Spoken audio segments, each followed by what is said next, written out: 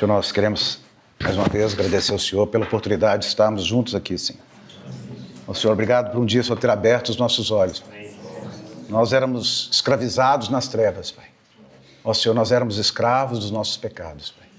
E o Senhor trouxe libertação ao nosso ser. Pai, nós queremos agora percorrer a carreira que nos está proposta, Senhor. Nós queremos que o Teu propósito se cumpra em cada um de nós, Pai. E nós sabemos, Pai, que o Teu propósito é formar o caráter e a imagem de Senhor Jesus em cada um de nós. Então, Pai, nós queremos doar o nosso tempo ao Senhor, Pai. Dizer que o Senhor não desista de nós, Pai. Nós queremos ser aperfeiçoados, sim, Pai. Nós queremos chegar à estatura de varões perfeitos. E não queremos atrasar essa obra, Senhor. Por isso, tem misericórdia de nós nessa noite, Senhor. E usa essa reunião para atrair ainda mais o nosso coração. Em nome de Jesus, Teu amado Filho. Amém. Amém. Irmãos, à medida que nós estamos lendo o livro de Apocalipse, alguns trechos, nós temos parado em alguns trechos e estudado a questão, por exemplo, quando a gente viu aqui a questão de que Ele nos ama e que, como prova do amor que Ele tem por nós, Ele derramou o sangue dEle, não é isso? Então nós vamos estudar um pouquinho do que representou esse amor. Porque não existe um amor maior do que alguém dar a vida por alguém. E Ele deu a vida dEle por nós. E nós vimos também, nesse contexto, o grande sofrimento que foi para o Senhor Jesus, aquele preço que Ele pagou por nossas vidas, irmãos. Então, o preço que Ele pagou por cada um de nós foi altíssimo. Altíssimo. É uma coisa assim que a eternidade toda nós vamos tentar entender esse amor. Tentar entender esse amor. Tão grande que foi o amor do Senhor por cada um de nós. E não só nos amou, né? Ele nos predestinou. E Ele nos chamou para sermos reis e sacerdotes. É o que o livro de Apocalipse nos ensina, ou seja, nós participamos agora de um outro reino e somos sacerdotes de Deus nessa vida, ou seja, nós representamos Deus diante dos homens e também representamos os homens diante de Deus. Através das nossas orações, intercessões, nós estamos levando as pessoas ao Senhor. E nós devemos ficar em paz, irmãos, porque a obra de Deus não é o nosso tempo. O tempo de Deus não é o nosso. Por nós, Ele resolveria os nossos problemas assim amanhã, não é isso? Mas só Ele sabe onde mexer, onde trabalhar e o que Ele tem que fazer para conduzir-nos ao propósito que Ele tem por nós. Então, a gente deve orar com fé, crendo, mas em paz, com perseverança, com paciência, aguardar aquele propósito que vai se realizar em cada um de nossas vidas. Então, nós vimos também que João, quando ele viu o Senhor Jesus ressuscitado e glorificado, ele caiu como morto, porque a visão que ele tem de Jesus agora não é aquela visão que ele teve quando ele andou com ele 3 anos e meio, né? Quando ele deitou no peito de Jesus e não é mais aquele Jesus não existe mais. O Jesus hoje, que está hoje lá na glória, ele está vestido de majestade, de glória, de poder, seus olhos, seu cabelo, seu rosto, seu tronco, seus pés, tudo tem uma mensagem de poder sobre as nossas vidas. E nós vemos que ele está no meio da igreja, né? A Bíblia fala que ele caminha no meio da igreja e anda no meio dos castiçais. Então ele está andando no nosso... E outra coisa, ele fala também que conhece cada uma das nossas necessidades. Ele não está assim, me fala a palavra? Sem saber? Não está sem saber o que está acontecendo conosco. Né? Não tem nada que possa acontecer conosco, irmãos, que possa surpreender o Senhor. Então ele está a par de tudo, ele domina sobre tudo, e ele, na medida do propósito eterno dele, ele vai formando a imagem de Cristo em nós. Então, nós estamos terminando o capítulo 1, e eu vou ler mais os outros 2 últimos versículos que nós não lemos, aliás, os 3 últimos versículos, para a gente dar uma sequenciazinha aqui. Apocalipse, capítulo 1, verso 18. Se você ler o final do 17... Não, podemos ler o 17. Que João, quando viu Jesus, quando vi, caí a seus pés como morto. Porém, ele pôs sobre mim a mão direita, dizendo: não temas, eu sou o primeiro e o último. E aquele que vive, estive morto, mas eis que estou vivo pelos séculos dos séculos e tenho, olha que interessante, irmãos, as chaves da morte e do inferno. Alguma tradução fala sem ser inferno? Hades. Essa tradução é a melhor. a chave da morte e do Hades. Nós vamos entender isso melhor. Escreve, pois, as coisas que viste, e as que são, e as que hão de acontecer depois destas. Quanto ao mistério das 7 estrelas que viste na minha mão direita, e aos 7 candeeiros de ouros, as 7 estrelas são os anjos das 7 igrejas, e os 7 candeeiros são as 7 igrejas. Então ele está escrevendo uma carta às igrejas da Ásia, 7 igrejas. E ele fala que cada igreja numa localidade, por exemplo, Santo Antônio do Monte, tem um anjo, né? Então cada igreja numa localidade, nós já vimos que a localidade da igreja, segundo a Bíblia, não é bairros, centro, não, nada disso, ou denominações. Deus só tem uma igreja em Santo Antônio do Monte. Só tem uma igreja em Santo Antônio do Monte, não é isso? Ele não tem igrejas em Santo Antônio do Monte, ele tem uma única igreja, formada por todos aqueles que foram remidos no sangue do Senhor Jesus e receberam o Espírito Santo. Essa é a igreja de Deus em Santo Antônio do Monte. A igreja de Deus aqui não está dividida. O Senhor está olhando para aqui e vê uma única igreja. Graças a Deus, irmãos, que nós testemunhamos isso pondo uma única mesa, pondo um único pão, um único cálice e convidamos todas as pessoas que são do Senhor a comer e beber o cálice conosco. Isso é um sinal de inclusão, né? Para a gente ter essa visão de que a igreja de Santo Antônio é uma. E nós sabemos pela palavra aqui que há um anjo, né? Um anjo específico que cuida da igreja. Um anjo dentro das hierarquias angelicais, que são várias hierarquias, tem um anjo específico que cuida da igreja de Santo Antônio do Monte. Muitos irmãos pensam assim. Outros também pensam que esse anjo aqui se refere aos líderes da igreja, tá certo? Então nós vamos ficar com essas duas definições. Pode ser um anjo mesmo, ou pode ser a liderança da igreja, que ele chama ali. Mas eu queria chamar a atenção para os irmãos, para essas duas palavras aqui, que agora Jesus, presta atenção, tem as chaves da morte e do Hades. O que significa isso? Se alguém perguntasse para você, por favor, me explica esse versículo aqui, que diz que Jesus tem as chaves da morte e do Hades. Como é que você responderia isso? Antes de responder, deixa eu ler um versículo com vocês que está em Hebreus, capítulo 6. Hebreus 6.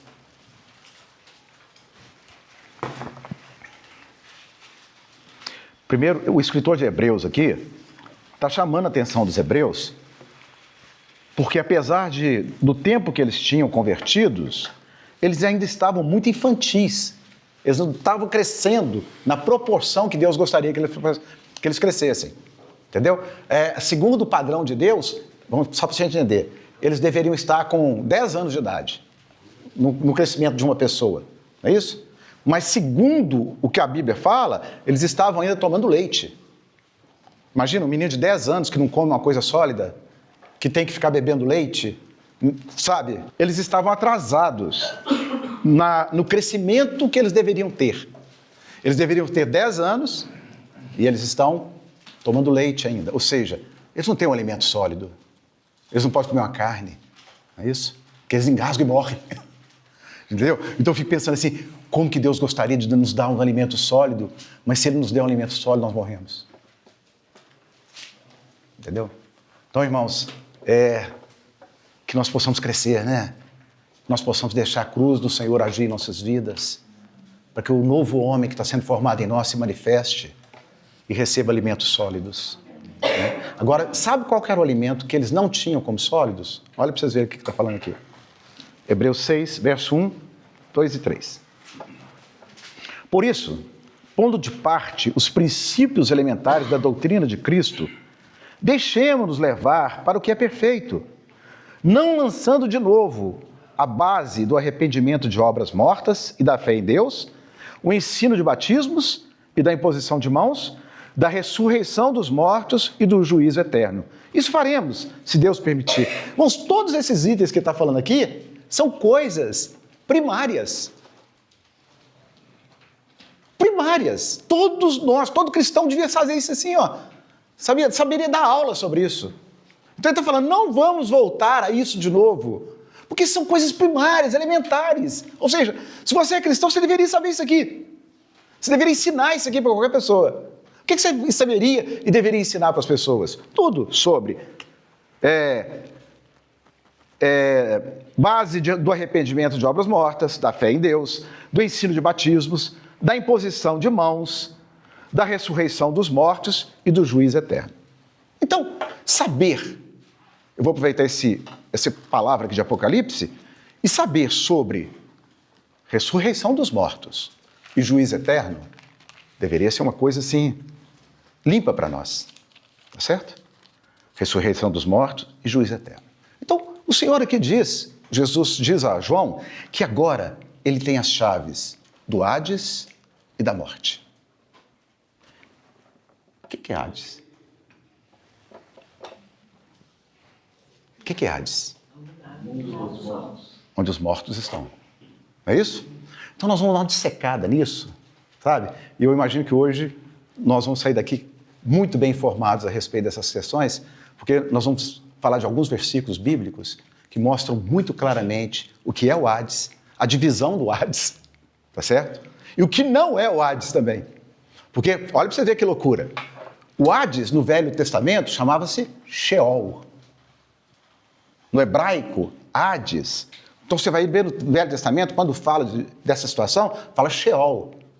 No Novo Testamento, né, já fala Hades. E depois,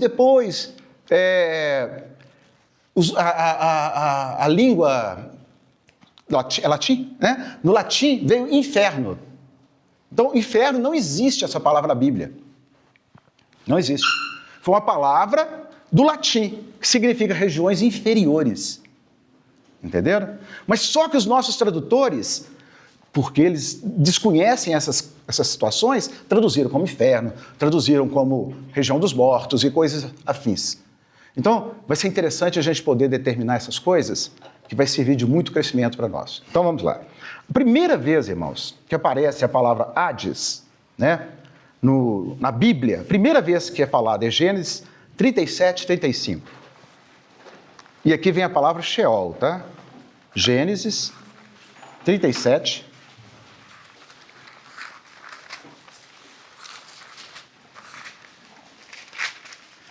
35.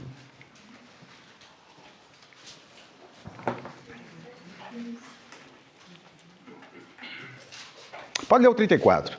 Então Jacó rasgou as suas vestes e se cingiu de pano de saco e lamentou o filho por muitos dias. E disse: levantaram-se todos os seus filhos e todas as suas filhas para o consolarem. Ele, porém, recusou ser consolado e disse... Olha para vocês verem. Ele estava chorando a morte. Tá certo? E as filhas e filhos dele estavam querendo consolar ele, mas ele não aceitou o consolo. E o que ele disse? Recusou ser consolado e disse, chorando, descerei a meu filho até... O que está escrito aí? Sepultura? Pois é, aí começa o problema. Não é sepultura, é Sheol. O seu está escrito Sheol? Tá? Tá bem? King James? Pois é. Então as traduções são mais fidedignas. Então está falando que Jacó está falando o seguinte, olha, eu estou inconsolável. Inclusive, eu descerei ao meu filho até a sepultura. Mas olha para você ver, ele está falando que desceria ao filho dele. Então, prestem atenção. Se o filho dele morre, e ele falou que vai descer a ele, então quer dizer o quê? Que ele vai descer a ele no Hades. Não é sepultura, no Hades. Então onde fica o Hades? Para baixo. Não é para cima, né? Então a primeira conclusão lógica que a Bíblia traz para nós. Interessante, né? Então o Hades não é para baixo, não é para cima, é para baixo. Certo? Então, vamos continuar aqui. A própria Bíblia vai trazer mais luz sobre isso para nós. 1 Samuel 28, esse texto é ótimo. 1 Samuel...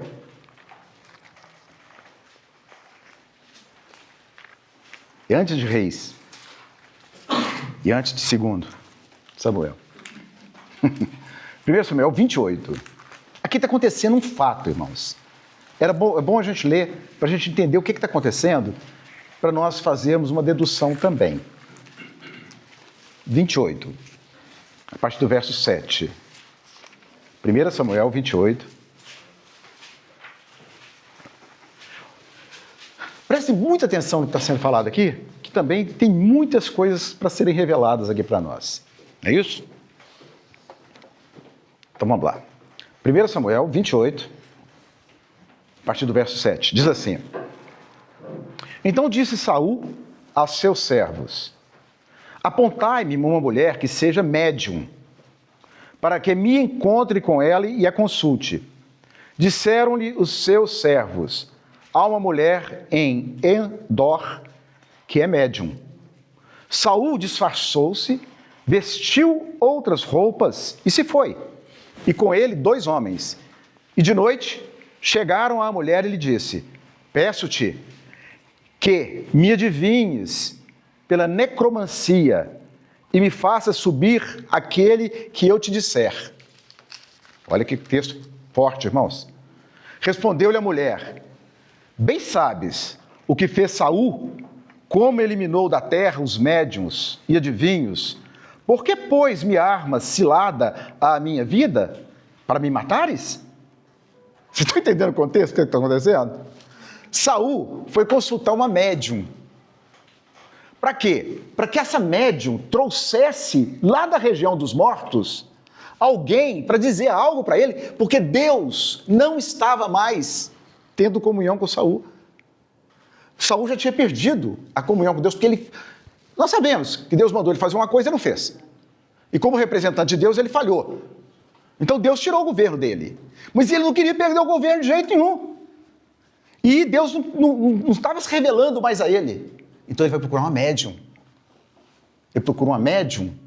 Para quê? Para que a médium traga do reino dos mortos um homem que já havia morrido, para falar para ele o que ele precisava, o que ele queria ouvir.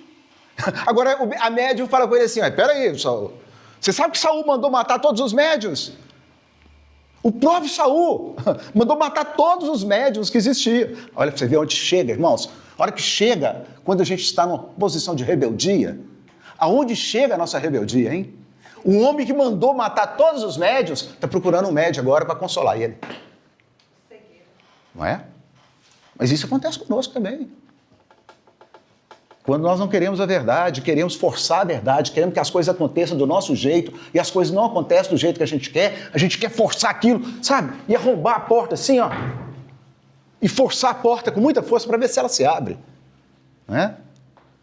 Quando as coisas não são do jeito que a gente gostaria que fosse. Aí? Então aí ele consulta uma médium, e a médium fala com ele: Mas que é isso? Você está querendo me armar uma cilada? Porque Saul mandou matar todas as médiuns.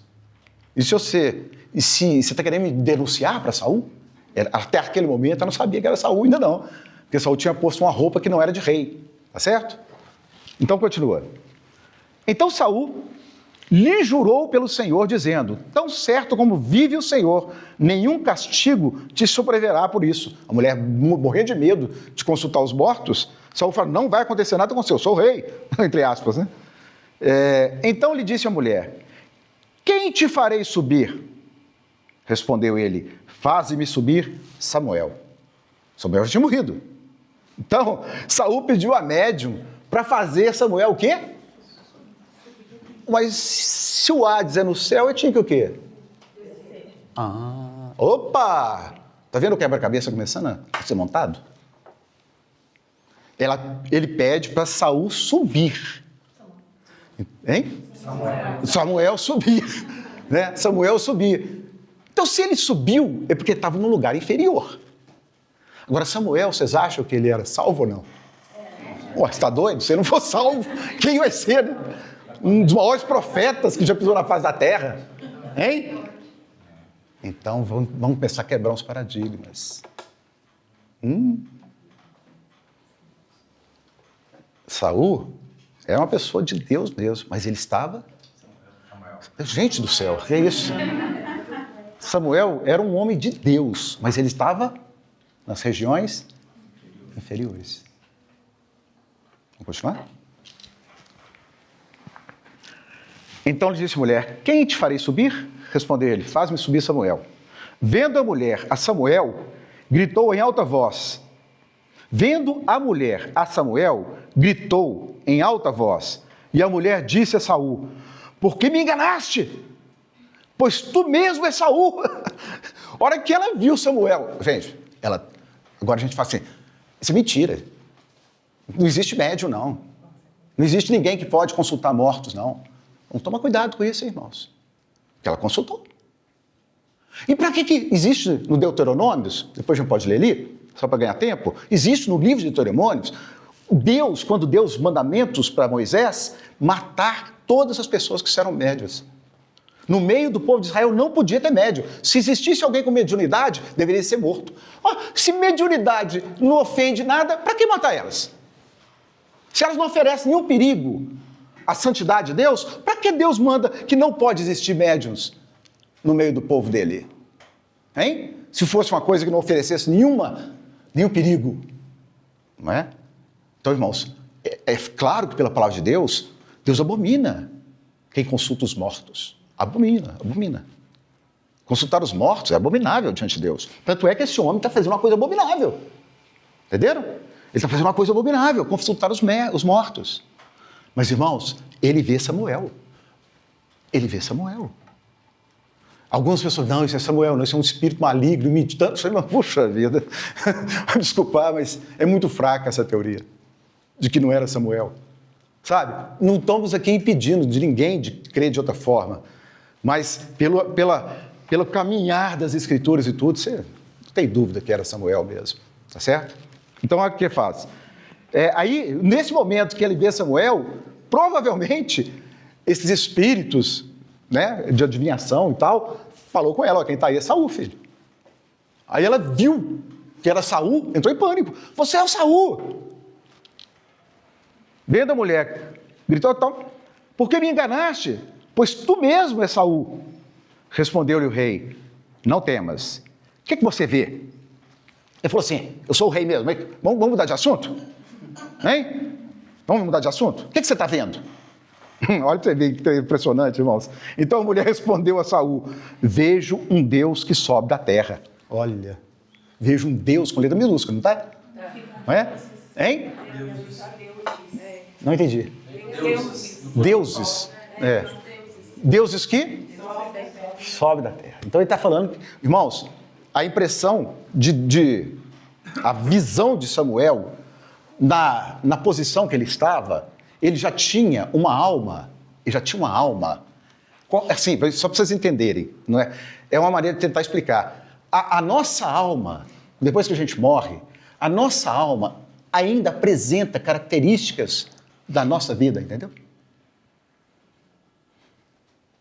A nossa alma é como se pudesse dizer que ela traz dentro da nossa alma algo que reflete o nosso corpo, algo que mostra quem nós somos, entenderam? Então, a nossa alma, apesar de a alma ser o centro da vontade, né, das escolhas, etc., ela tem uma aparência do nosso corpo. Por quê? Porque quem estava ali no Hades não era o corpo de Samuel, era a alma de Samuel. Mas é perceptível que existe algo que identifica a gente depois da morte. Por exemplo, nós vamos ver agora mesmo um texto que Jesus fala de um homem que morreu, e depois que ele morreu, ele estava num lugar, e o outro estava em outro lugar, e os dois existia um abismo entre eles, mas eles se comunicavam. E ele sabia, ele falava assim, pai Abraão, manda que Lázaro, que está aí, Lázaro, ele sabia que o homem chamava Lázaro. Vocês acham que o corpo de Lázaro está lá? Nunca. O corpo de Lázaro está na morte. Ele não ressuscitou ainda. Mas ele olhou e falou, manda que Lázaro molhe o dedo e ponha na minha boca, porque eu estou num lugar horroroso. Manda que Lázaro. Então ele sabia que era Lázaro. Tá certo? Então, irmãos, tem alguma coisa, depois que nós morremos, uma forma corpórea, vamos dizer assim, da nossa alma, que nos identifica ainda, tá? Nós somos identificáveis, mesmo ainda não tendo a ressurreição dos nossos corpos. Tem algo, irmãos, isso são coisas muito profundas e que a gente pode falar sem sombra de dúvida, sem medo, mas não são coisas que definem. Por exemplo, se você não crer nisso, tem um problema para a sua vida. Não. Então existe, irmãos, pelos textos bíblicos que nós estamos lendo e vamos ler, que existe uma identificação de quem nós somos depois da morte. Apesar de que, prestem atenção, todos os corpos das pessoas que morreram ainda estão nas sepulturas. Entendeu? Porque para Deus, irmãos, para nós habitarmos eternamente com Deus, Deus não pode habitar com pessoas imperfeitas. Entenderam ou não? Na eternidade, para a gente ter uma eternidade onde Deus habita, nós não podemos ter imperfeição. E se você tem a alma, o espírito, mas não tem o corpo, é imperfeito. Então a perfeição que Deus exige é quando o nosso corpo, a nossa alma e o nosso espírito estiverem todos santificados. Não é isso? Então aí vai haver uma perfeição. Mas nesse estágio que nós estamos, se algum de nós morrer hoje, nós não vamos para o céu. Viu? No céu não tem nenhum homem no céu, a não ser o Senhor Jesus. Nós vamos para um lugar chamado Hades, que no grego, a substanciação da palavra significa região dos mortos. Certo? Então aqui, ó, esse homem que ele chama de Deus, né, vendo, gritou, respondeu o rei, não temos então, que veio sobe da terra, perguntou. Aí ele perguntou como é a sua figura? Respondeu ela, o 14, tá? Vem subindo um ancião e está envolto numa capa. Quem é que tinha uma capa, né? Samuel, capa de profeta. Aí, cadê? Subindo assim, envolto uma capa. Entendendo Saul que era Samuel, inclinou-se com o rosto em terra e se prostrou. Não é isso? Samuel disse a Saul, por que me inquietastes? Fazendo-me quê? Subir. Então a necromante falou que era para subir. Agora o próprio Samuel falou, por que você vai me amolar? Eu estou num lugar melhor do mundo, tá tranquilo, um paz que não tem tamanho. Você fica me incomodando, ô necromante? Para que você está fazendo isso? Não falou com ela necromante, não, a necromante está só assim. Ó. Ela chamou ele e ficou louca lá, depois ficou aterrorizada, né? Mas a hora que Samuel chega, não é isso? E começa a conversar com Saul, aí olha para você ver a narrativa do que acontece. Samuel fala assim, por que você me fez subir? O que eu quero dizer para vocês, irmãos, é que o Hades é um lugar onde estão os mortos, mas nele há uma divisão dos mortos injustos, daqueles que não foram justificados pelo sangue de Jesus, e o lugar dos justos. Então o Hades, apesar de ser um lugar, uma região dos mortos, ele tem duas divisões, e existe um abismo entre essas duas divisões. De fato, que um que está aqui não pode passar para cá, impossível. Entendeu? Mas todos ainda estão, todos os seres humanos ainda estão nessa região dos mortos. Se nós morrermos hoje, sabe? Você lembra do Salmo que diz assim, ainda que eu ande pelo vale da sombra, não temerei. Por quê? Porque tu estás comigo. Irmãos, vou adiantar aqui para vocês. Tem alguns irmãos sérios. Você vê o testemunho de pessoas que estão estudiosas da Bíblia, falar desses irmãos, principalmente o Roberto Gouveia, que eram pessoas assim, estudiosos da Bíblia, assim, mas não tem tamanho. E eles creem que quando nós morremos, nós não sabemos para onde nós vamos, sabemos? Bom, eu morri agora, minha alma sai do meu corpo, não é isso? E eu falo assim, agora? E aí? Quem poderá me fala a palavra do Chapolin? Quem poderá me socorrer? Entendeu? Então nós morremos. Aí, irmãos, a Bíblia fala, quando, por exemplo, Lázaro morreu, que era o homem leproso, provavelmente, quando ele morreu, a Bíblia fala, e os anjos pegaram Lázaro e levaram ele para o seio do Abraão. Irmãos, na hora que nós morrermos, tá? Vai ter um anjo ou dois, não sei. Pode ficar tranquilo, viu? Está em paz. Mas nós vamos ter que passar pelo vale da sombra da morte. Não precisa temer, não. Entendeu? Que existe um vale até esse local. Gente, é linguagem humana que a gente pode entender. É lógico, né? Talvez não seja um vale, igual a gente conhece um vale, com duas montanhas do lado e um lugar lá embaixo. Né? Mas é para nós entendermos. A Bíblia tenta fazer figuras de coisas dificílimas de entender. Mas ele está falando que nós, provavelmente, quando morremos, temos que atravessar um vale chamado sombra da morte. Mas não é a morte. É a sombra da morte. Né? Até que esses anjos conduzam a nossa alma para um lugar chamado paraíso. Ou Seio de Abraão. Seio de Abraão no Velho Testamento, paraíso no Novo Testamento. Tá fazendo sentido, irmãos? Não é assim? É muito legal, né? Eu acho que nós vamos aprender umas coisas muito interessantes aqui hoje. Ah, mas para que você está falando nisso? Eu não quero morrer não, você vai morrer, velho. Se você souber disso, na hora que você morrer, você fala, quarta-feira eu estava lá, o Lúcio falou disso, não tem problema não, vamos, vem cá, me leva lá. Não tem problema, eu estou sabendo o que vai acontecer comigo depois da morte.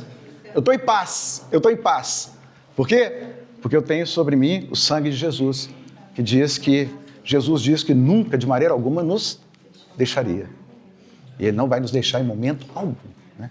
Tanto é que lá em Romanos depois fala, quem poderá nos separar do amor de Deus? Será a morte? Né? Será as alturas? Será alguma criatura? Né? Não vamos ser separados, né, irmãos? Nós estamos trazendo à luz aqui coisas que para nossa segurança, né? Para a gente ter segurança, porque um dia um irmão falou comigo, Lúcio, você sabia que lá no meio de vocês tem um tanto de gente que tem medo da morte? Foi mesmo? Você precisa me apresentar essas pessoas, para a gente conversar um pouquinho com elas. Ter medo da morte? Eu não quero, sabe? Eu também tenho medo da morte, eu tenho. Se eu puder fugir da morte, eu fujo. Sabe? Se tiver uma cascavel ali, eu vou falar assim, não vou falar, eu fico aqui, subo aqui em cima, eu não vou passar em cima daquela cascavel, não. Eu não quero morrer, não. Se tiver um abismo, né? Só o André, que louco mesmo, que pulou de avião um dia, com paraquedas, né? Há muito tempo, né? Ele tinha filhas ainda. Ele não tinha filhos e pulou do avião. Vai pra você ver, que loucura. Ele tinha mãe.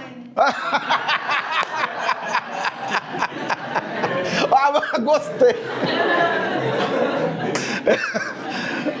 Toma!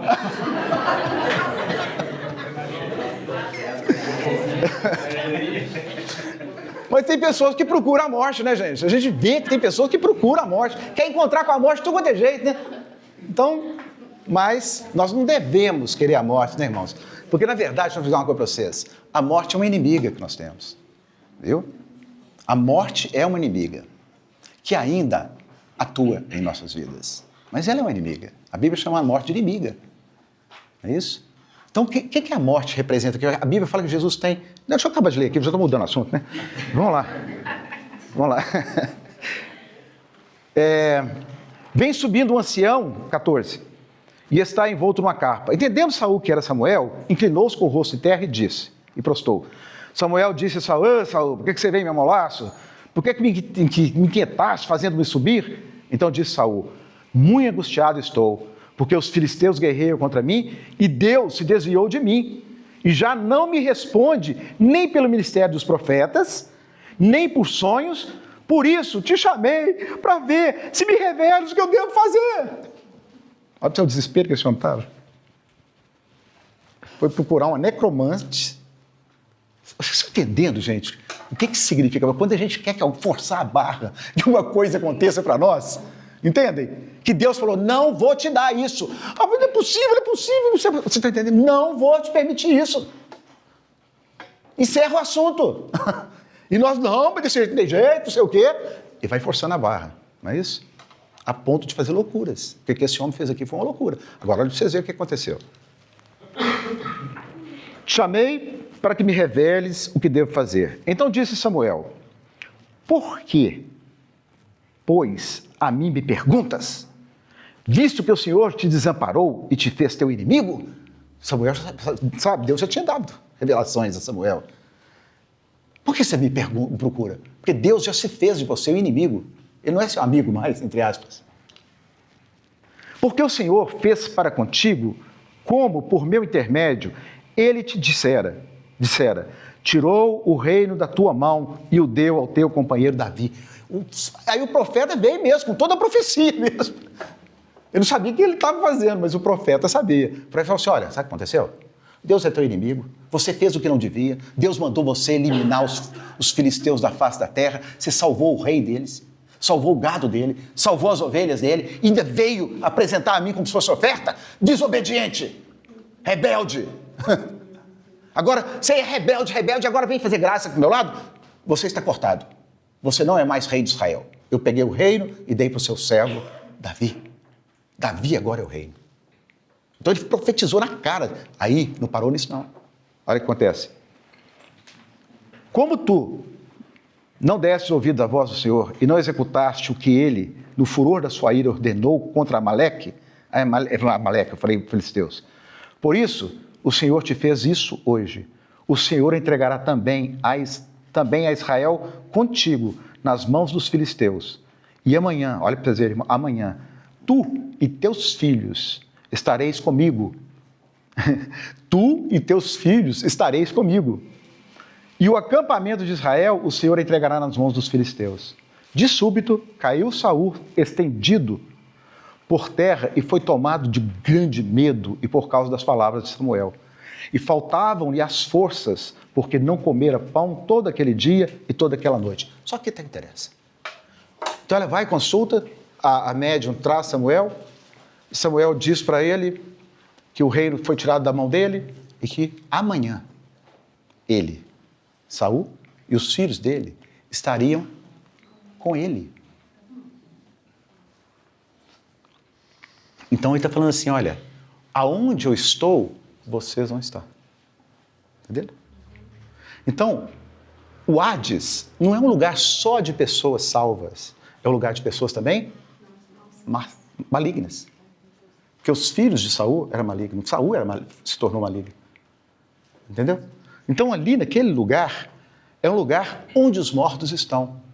Porque eu não vou entrar nos méritos do que a feiticeira, a necromante, entrar no mérito assim, não é verdade, não interessa. O que me interessa aqui é um ensino de que, como Samuel subiu, ele falou, amanhã vocês vão estar aqui comigo.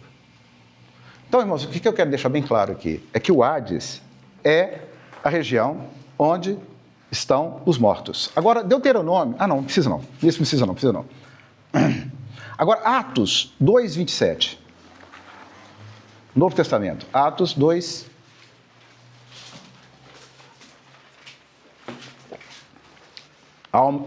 Atos 2, 27.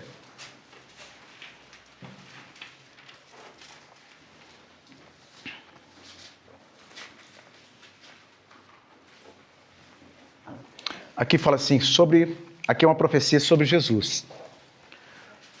Atos 2, 27. Tá certo? 2, 27. Porque não deixarás a minha alma na morte. Não é isso?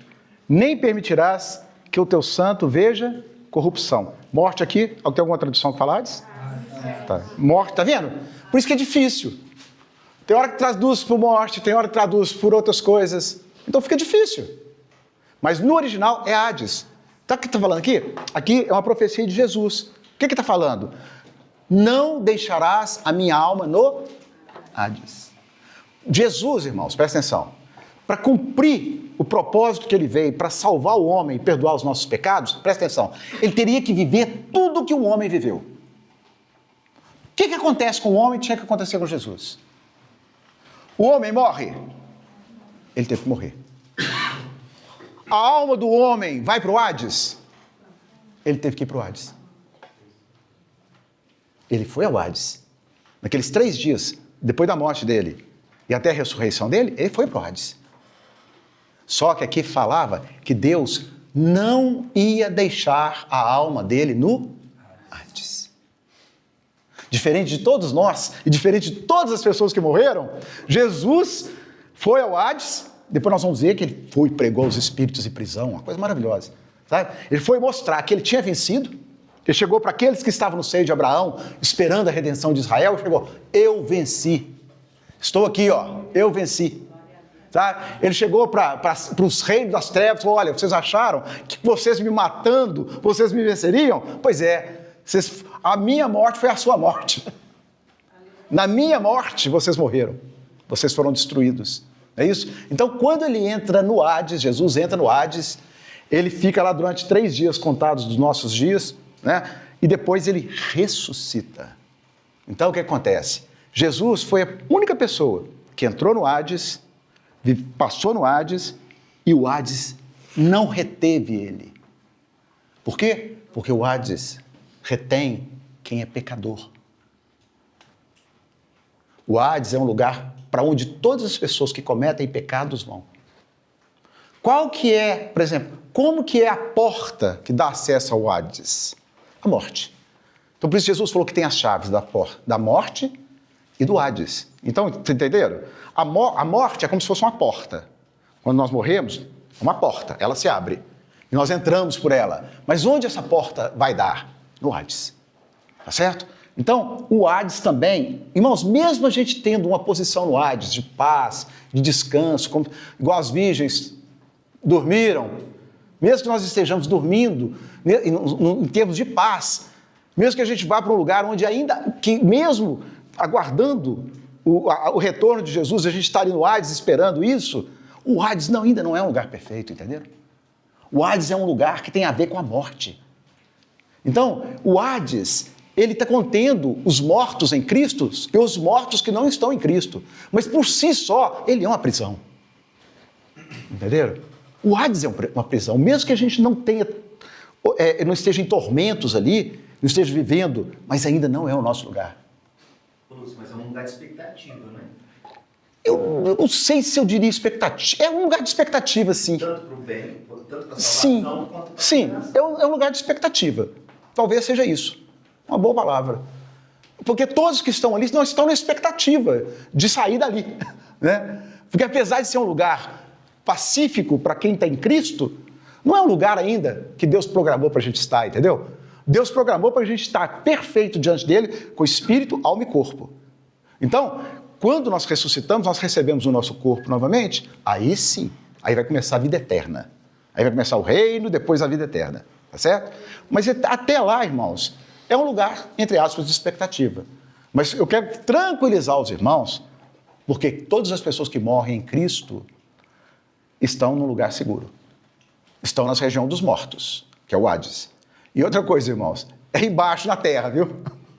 Não é em cima do céu, não. O Hades não é em cima, o Hades é embaixo. Certo? Então vamos lá. Aqui Atos 2:27 ele fala, né? Porque não deixarás a minha alma no Hades, nem permitirás que os teus santos vejam corrupção. Então aqui ele está dizendo o seguinte, o corpo de Jesus não entrou no processo de corrupção. Entendeu? Apesar de ele ter ido para uma sepultura e ter morrido, a corrupção, ou seja, ele não inchou, ele não formou aqueles gases. Entenderam ou não? O 31, Lúcio.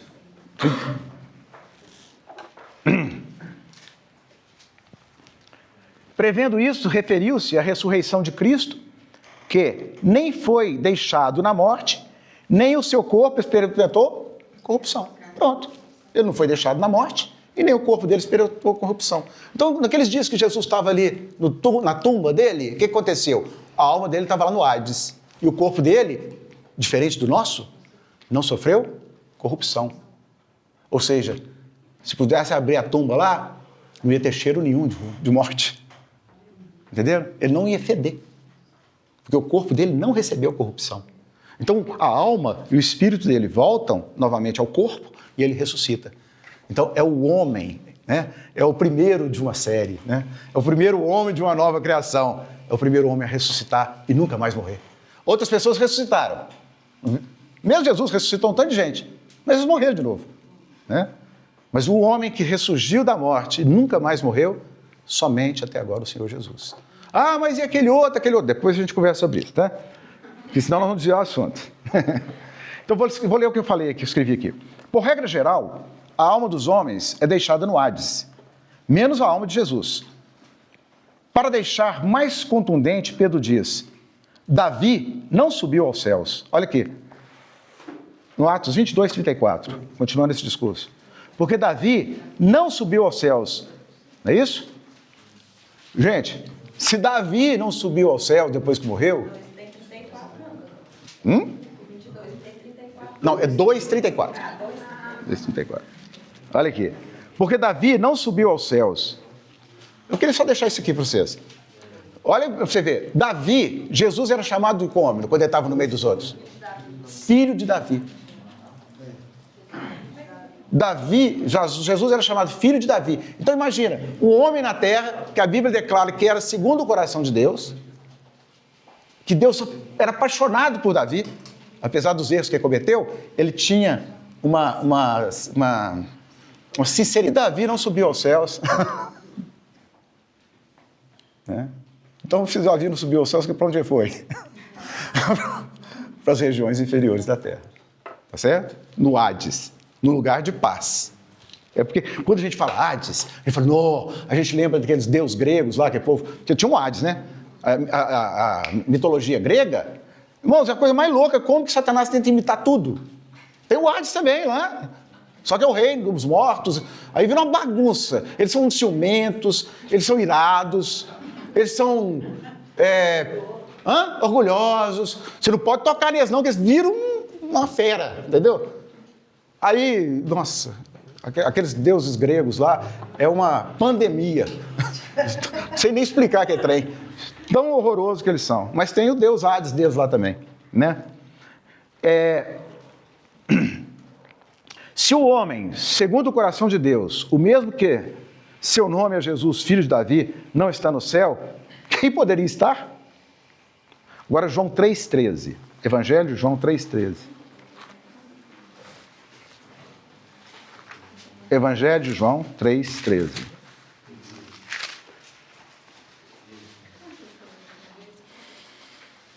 Agora, essa palavra quem disse aqui foi quem? Hein? Essa palavra foi dita pelo Senhor, presta atenção. João 3,13. Ora, ninguém, quando ele diz ninguém é quem? Ninguém subiu ao céu. Jesus, quando está com o ladrão na cruz. Aquele ladrão na cruz, quando ele está pregado na cruz junto com Jesus, ele começa a difamar Jesus, o mesmo ladrão. Ele começou a ele começou a falar coisas que não deveria falar o Senhor Jesus. O ladrão falou assim, os dois ladrões estavam assim, desce daí, senhor, tira nós daqui também. De repente, não sei o que aconteceu, um deles teve uma das visões, foi a primeira pessoa assim, a falar uma coisa tão profunda com Jesus, que não teve. Ele teve uma revelação do Espírito ali que foi maravilhosa, aquele ladrão. Por quê? Ele falou com Jesus assim, falou duas coisas com Jesus. Jesus, olha para vocês verem. Lembra-te de mim quando entrares no teu reino. O reino vai ser quando? Quando Jesus voltar. Então Jesus não podia pôr no reino dele. Né? Como que Jesus responde? Ainda hoje estarás comigo no meu reino? Meu filho, reino é outra história. Merecimento. Ainda hoje estarás comigo no paraíso. Agora, ainda hoje estarás comigo no paraíso. Quando que Jesus foi para o paraíso? O que é o hoje de Jesus? Assim que ele morreu. Assim que ele morreu. O hoje, a hora que ele morreu. Então, eu não imagino que Jesus, assim, parafraseando, né? Ele pegou a mão do homem lá, do ladrão na cruz, é isso? E apareceu lá no paraíso com ele. Mas não no reino. Entenderam? Agora imaginem, se Jesus disse que hoje estarás comigo no paraíso, e Jesus desceu ao Hades, onde fica o paraíso? Turma inteligente, né? Estudou. Nossa, que povo inteligente. A Bíblia fala que Jesus, no primeiro dia que ele morreu, ele desceu ao Hades. E ele fala que levava o ladrão com ele aonde ele estivesse. E ele falou que levaria ele para o paraíso. Então, onde é o paraíso hoje? No Hades. Mas só, irmãos, que não é o paraíso de Deus depois da nova criação, não. Da nova Jerusalém. É outro paraíso. Certo? Mas, por dedução, Celso, é lógico que Jesus prometeu para ele o paraíso e não o reino. E é lógico que o paraíso está no Hades. Talvez assim, para os irmãos entenderem. Não aperta não, viu? O paraíso, ali as pessoas estão aguardando, né, porque tanto aqueles que morreram sem Cristo vão passar por um juízo, Sim. como nós que somos salvos vamos passar pelo tribunal de Cristo, que também não deixa de ser uma prestação de conta, né? Sim, nós estamos... Eu até pensei muito sobre isso, sabe? Está acabando já, viu, irmãos? Deixa eu dizer para vocês uma coisa. Nós estamos lendo a parábola das 10 virgens, né? Não é? Quando a gente lê a palavra das 10 virgens, as 10 morrem, não morrem? Para onde elas foram? No Hades. Não é isso? Então elas estão no Hades. Aí ouve-se um grito, eis o noivo. É Jesus voltando, né? Aí elas acordam, ressuscitam e vão com Jesus. Mas lembrem para vocês verem, 5 delas eram tolas, estúpidas, e 5 prudentes. As 5, não, Jesus vai voltar, não sei o quê, vamos curtir a vida, vamos fazer o que der na nossa cabeça, nós não temos que dar satisfação para ninguém, não é isso? Aí a Bíblia fala que elas ressuscitam. Mas na hora que elas ressuscitam da mesma maneira que elas morreram. Tolas e prudentes. Então o que quer dizer? Presta atenção. Lá no Hades não há crescimento. Não há crescimento espiritual. Porque o crescimento espiritual, irmãos, presta atenção, é agora. Aproveita a vida de vocês. Que depois que nós partirmos, e mesmo que a gente acorde no Senhor, nós vamos acordar do jeito que a gente partiu. Entendeu? Então, se nós partimos com pouco azeite na botija, nós vamos acordar com pouco azeite na botija. Mas aí você pensa assim, puxa vida, eu estava naquele lugar tão bom, agora eu vou ter que ir para um lugar tão diferente, né? Ressuscitar para ser, às vezes, passar pelo tribunal de Cristo, e etc, que não vem, nossa, não podemos entrar nisso agora, não. Né? Depois que você ressuscita, tem o tribunal de Cristo, para a gente prestar contas do que a gente fez com as coisas que Deus nos deu. Como é que você usou as coisas que Deus te deu? É o tribunal de Cristo. Lúcio, eu estava pensando sobre a palavra sua. Aliás, não foi só você não, viu? Muita gente pensou sobre a palavra. Eu quero falar uma coisa, mas ouça-me com reserva, que é um pensamento meu. Sim. Quando a gente fala que a morte, ela não tem poder nenhum, nem lá o Hades, de fazer nada por nós, nós vamos acordar. Para melhorar-nos, né? Nós vamos acordar com o mesmo caráter. Mesmo caráter. O mesmo caráter que nós Sim. temos aqui. Se você era um enganador, você vai acordar enganador. Se era mentiroso, você vai acordar mentiroso. Porque isso é contundente para a gente pensar. Então, Quem mesmo? sou eu agora? É. Mas olha para vocês verem o que eu pensei sobre isso. Vamos imaginar. Vamos imaginar. Vamos dar asas à nossa imaginação, mas dentro do critério bíblico. Muitos de nós aqui, não é? Somos pessoas, às vezes, que temos uma vida injusta. Nós não somos justos com os nossos cônjuges, nós não somos justos com os nossos filhos, nós não somos justos com os nossos patrões, com os nossos empregados. Nós cometemos coisas injustas muitas vezes, não é isso? Então, quer dizer, nós temos fraquezas, né? Então, quando a vida do Senhor começa a se manifestar em nós, e nós recebemos a graça do Senhor, que é o poder de Deus para nos transformar, entende? E nós não usamos essa graça, nós desprezamos a graça de Deus e vivemos ainda acorrentados, por exemplo, ao medo. Você sabia que o medo é um pecado? Que o medo é pecado? Que a Bíblia fala que o verdadeiro amor lança fora todo medo. E aquele que teme não é aperfeiçoado no amor. O que mais que ele fala? O medo produz tormento.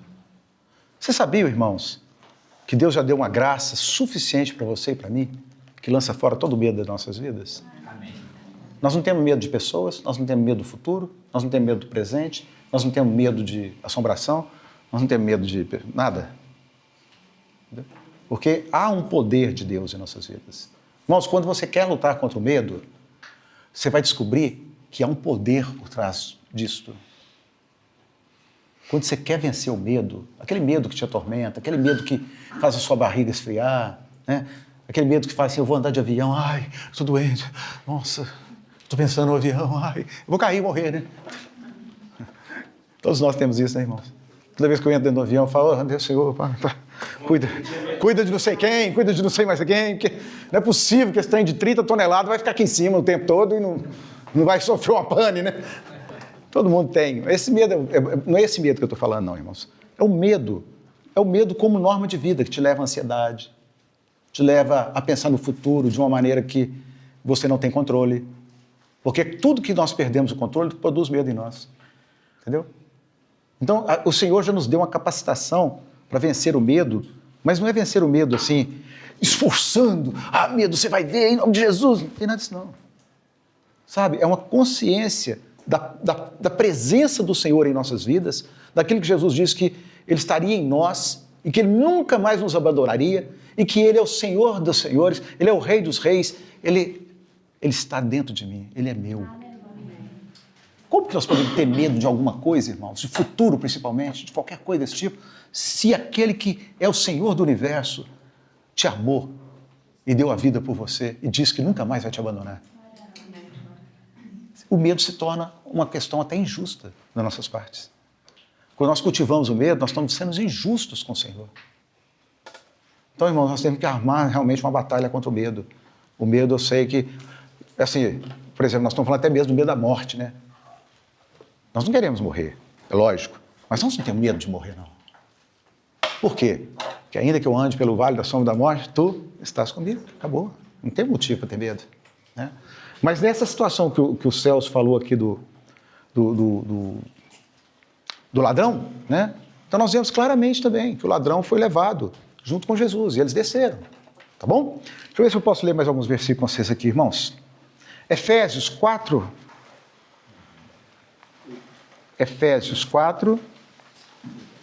estou terminando, tá? Ator. Estou terminando assim o horário, né? O que eu tenho escrito aqui dá para mais umas 2 reuniões. Mas vamos correr aqui dentro do que eu posso fazer. Jesus falando, né? Que ninguém subiu aos céus, não é isso? Então, ninguém está no céu. Agora, Efésios 4, 9 e 10. Olha para vocês verem. 4, 9 e 10. Porque o fruto da luz... eu estou no 5, peraí. Desculpa aí. É 4, 9, olha. Podemos ler a partir do 8? 7. E a graça foi concedida... 4, 7. E a graça foi concedida a cada um de nós segundo a proporção do dom de Cristo. Por isso diz, quando ele subiu às alturas... tá certo? Quando ele subiu às alturas, onde ele estava? Está entendendo? É isso, subsolo. Quando subiu às alturas, quer dizer que ele estava no lugar baixo, né? Quando subiu às alturas, levou o cativo ao cativeiro e concedeu dons aos homens. Ora, o que quer dizer subiu, senão também que havia o quê? Descido até as regiões o quê? E aquele que desceu é também o mesmo que subiu acima de todos os céus para encher todas as coisas. Então, aqui diz, irmãos, que Jesus desceu às regiões inferiores da terra, ao Hades. Ok? Está bem explicado, não está? Ninguém vai ter dúvida mais sobre isso, né? Ô, Lúcio, mas quando ele fala subiu aqui, não é subiu da terra, não? Sim, mas primeiro ele tinha que subir do Hades. Ele subiu do Hades, levando cativo o cativeiro. Ele subiu do Hades. O que era o cativeiro? A morte.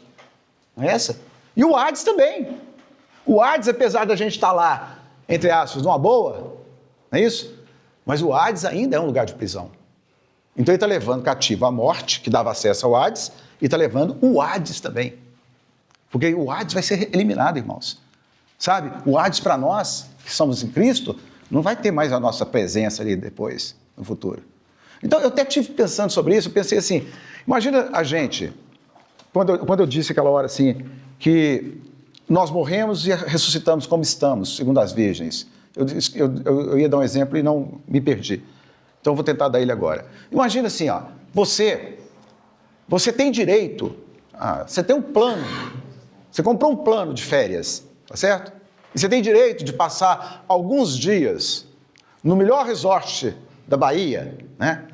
Assim, com água de coco o dia todo, você vai lá descansar, você está lá naquele lugar, né? Maravilhoso. Não é? Você está descansando, você está curtindo, não está? Aí você volta para Santo Antônio do Monte.